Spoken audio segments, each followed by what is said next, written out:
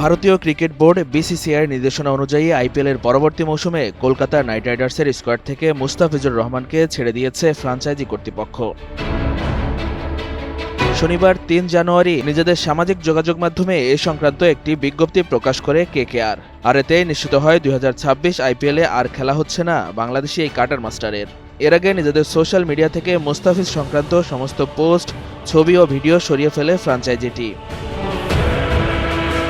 বিজ্ঞপ্তিতে বলা হয়, কলকাতা নাইট রাইডার্স নিশ্চিত করছে যে আইপিএলের নিয়ন্ত্রক সংস্থা বিসিসিআই আসন্ন মৌসুমের আগে মুস্তাফিজুর রহমানকে দল থেকে ছেড়ে দেওয়ার নির্দেশ দিয়েছে।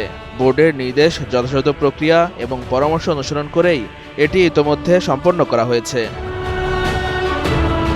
এতে আরও বলা হয়, আইপিএলের নিয়ম অনুসারে বোর্ড কলকাতা নাইট রাইডার্সকে একজন প্রতিস্থাপন খেলোয়াড়ের অনুমতি দেবে। পরবর্তী এ সংক্রান্ত আরও বিস্তারিত তথ্য জানানো হবে। আজ সকালে মুস্তাফিজুর রহমানকে কেকেআর স্কোয়াড থেকে ছেড়ে দিতে নির্দেশ দেয় বিসিসিআই। বোর্ড সচিব দেবজিৎ সাইকিয়া বলেন, সাম্প্রতিক পরিস্থিতি বিবেচনায় এই সিদ্ধান্ত নেওয়া হয়েছে। মুস্তাফিজের বদলে অন্য কাউকে নিতে চাইলে সেটা অনুমোদন করবে বোর্ড।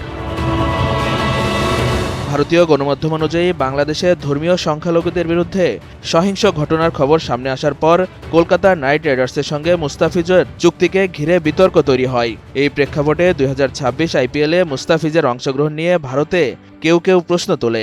যদিও বিসিসিআই শুরুতে প্রতীক্ষা ও পর্যবেক্ষণ নীতি অবলম্বন করেছিল, তবে শেষ পর্যন্ত সিদ্ধান্ত নিল মুস্তাফিজের আইপিএলে না খেলার।